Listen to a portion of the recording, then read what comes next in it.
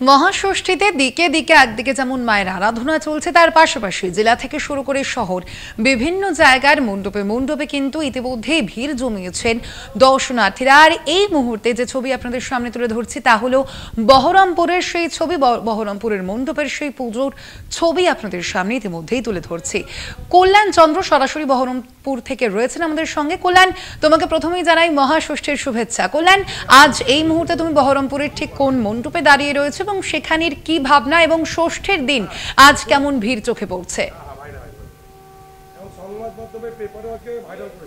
দেখো স্বর্ণালী, সেটা হচ্ছে খাগড়া যে শ্মশানঘাট রয়েছে, সেই শ্মশানঘাটের দুর্গাপুজো কমিটি হঠাৎ করেই এই পুজো পরিকল্পনা, এবং যেটা দেখা যাচ্ছে যে মণ্ডপে এসে অসুর যাকে করা হয়েছে সেটা হচ্ছে ট্রাম্প।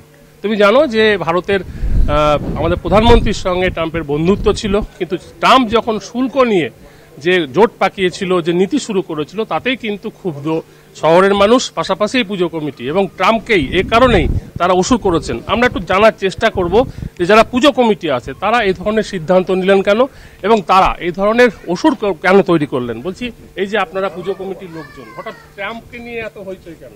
ট্রাম্পকে নিয়ে হইচই এই কারণে, হঠাৎ ট্রাম্প তো ভারতের বন্ধুই ছিল, হ্যাঁ, হঠাৎ করে ভারতের অর্থনীতিকে ধ্বংস করার জন্য উনি কী করলেন, ওষুধে 100% ট্রাফিক, তারপরে নিত্য প্রয়োজনীয় জিনিসে 50% ট্রাফিক লাগিয়ে দিল, যার জন্য ভারত পিছিয়ে যায়।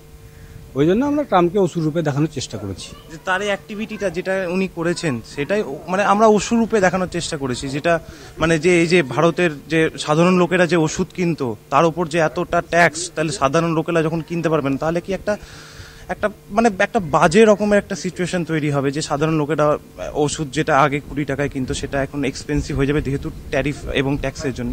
তার জন্যই আমরা সেই এই যে ব্যবহার, যে আচারটা বা যে জিনিসটা উনি আমাদের প্রতি দেখিয়েছেন, মানে ভারতের প্রতি দেখিয়েছেন, সেটার জন্য আমরা তাকে অসুর রূপে এখানে দেখানোর চেষ্টা করেছি। উনি আমাদের পুরো অর্থনৈতিক ব্যবস্থাটাকে ধ্বংস করে দেওয়ার চেষ্টা করছেন। অসুররা কি করেন, শান্তির পরিবেশকে অশান্তির সৃষ্টি করেন।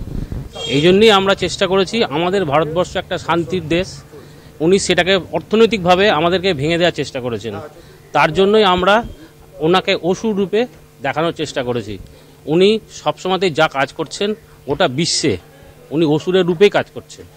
গোটা শান্তির পরিবেশটাকে, টোটালটাকে উনি ধ্বংস করে দেওয়ার চেষ্টা করছেন।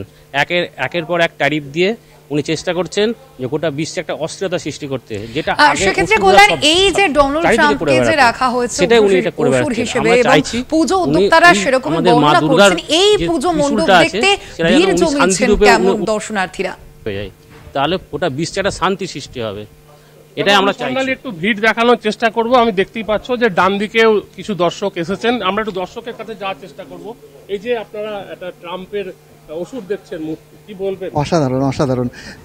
যে মানুষের শত্রু সেই তো মায়ের শত্রু, তাকে ডিপিক্ট করা খুব প্রয়োজন ছিল, এবং সেটা শ্মশানঘাট পুজো কমিটি দেখাতে পেরেছে, সেই বলটা দেখাতে পেরেছে। পৃথিবীর অন্যতম শক্তিধরী রাষ্ট্রের সবথেকে শক্তিমান প্রেসিডেন্টের বিরুদ্ধে এটা দেখানোর প্রয়োজন ছিল যে গোটা বিশ্বের মানবতার শত্রু।